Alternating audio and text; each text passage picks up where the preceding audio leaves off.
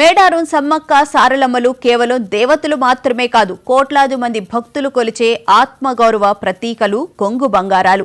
ఈ మహాజాతర పూర్తిగా ఆదివాసీ గిరిజనుల ఆచారాలు, సంప్రదాయాల నడుమ అత్యంత వైభవంగా జరుగుతోంది.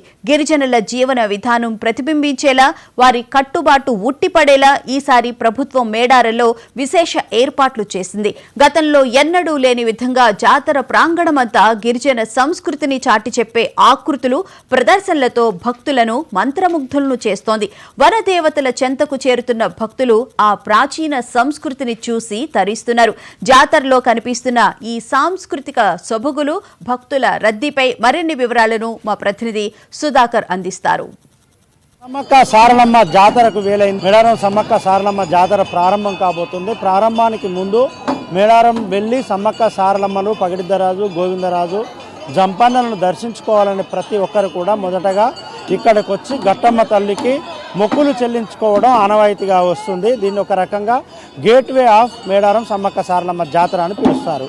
గట్టమ్మ తల్లికి ఒక విశిష్టత ఉంది. గట్టమ్మ ములుగు మన జిల్లా కేంద్రానికి 5 కిలోమీటర్ల దూరంలో ఉంటుంది. ఇక్కడికి వచ్చి మొక్కులు చెల్లించుకొని తమ మొక్కులన్నీ తీర్చుకుంటారు. ఈ ప్రాంతంలో ఎవరికి పిల్ల పాపలు జన్మించని వారు, లేకుంటే ఉన్నత చదువులు చదవలేని వారు, వీరందరూ కూడా ఇక్కడికి వచ్చి తమ మొక్కులు చెల్లించుకొని వెళ్తారు. అయితే గట్టమ్మ తల్లికి ఒక విశిష్టత ఉంది. గతంలో కాకతీయ రాజులకి, అదేవిధంగా మేడారంలోని సమ్మక్క సారలమ్మ తదితర దేవతలకు జరిగిన యుద్ధానికి ఒక ఆనవాలుగా ఉంది. ఇక్కడ నుంచి అటు గట్టమ్మ నుంచి అటు వరంగల్ వైపు కాకతీయ రాజులు, అదేవిధంగా గట్టమ్మ నుంచి ఇటువైపు మేడరాజులు, వీరి మధ్య భీకరమైన యుద్ధం జరిగింది. యుద్ధం జరిగిన కారణంగా ఇక్కడ నుంచి గట్టమ్మ తల్లి వీరికి ఒక రకంగా గేట్వే ఆఫ్ గట్టమ్మగా ఉంది అనేది ఆనవాయితీగా వస్తుంది.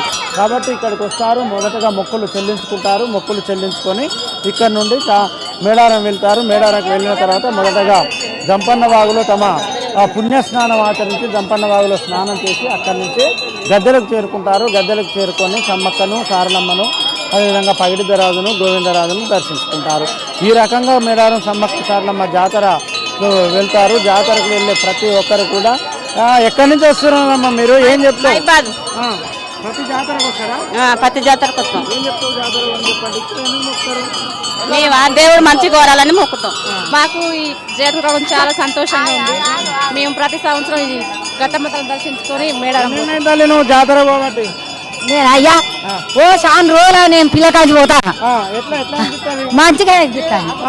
ఇప్పుడు కూడా ఇంకా మంచిగా నా తల్లిలు బంగారు తల్లు, నా తల్లులు. ఎందుకు వేసుకున్నారు? ఇది దేవింది. రామకోడి వాళ్ళ బియ్యం కట్టుకొని ఎట పోతుంది. జాతర పోతుంది.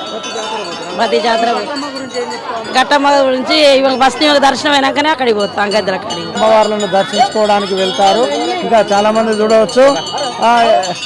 నువ్వు చెప్పమ్మా, ఈ గట్టమ్మ గురించి చెప్పాలంటే ఏం చెప్తావు? గట్టమ్మ తల్లి మేము 20 ఏళ్ళ కాంచెలు వస్తున్నాము. పుట్టుబూరిన కాంచి మొదలు మీ దర్వాజ ఇది కాబట్టి దాకారం దర్వాజ అంటారు. ఇది మొదగాలు తల్లి తాకుడే సమ్మవ్వ తల్లికి ఇక్కడి పోయిందట. మీరేం చెప్తారు? ప్రతి సంవత్సరం ప్రతి 7-3 ఏళ్ళకి ఒకసారి ఇట్నే ఆచారం పడుతుంది.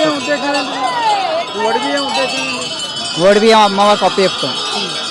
సీరే ఓడి బియ్యం ప్రతి సంవత్సరం పోసుకొని అప్పు చెప్తాం. ఓకే, చాలా మంది పిల్ల పాపలతో కుటుంబ సమేతంగా వస్తుంటారు. వచ్చి అమ్మవారిని దర్శించుకుంటారు. క్యూ లైన్లలో వస్తే గట్టమ్మను దర్శించుకొని వెళ్తున్న దృశ్యాలను మనం చూస్తాం. ప్రతి ఒక్కరు కూడా ఈ ప్రాంతంలో వస్తున్నవారు మొదటగా గట్టమ్మ తల్లికి మొక్కులు చెల్లించుకొని ఇక్కడ మొక్కిన తర్వాత మేడారం వెళ్తారు, సమ్మక్క సారలమ్మను దర్శించుకుంటారు. గట్టమ్మ దేవాలయం నుండి కెమెరామెన్ సదానందంతో సుధాకర్, మహాన్యూస్, వరంగల్.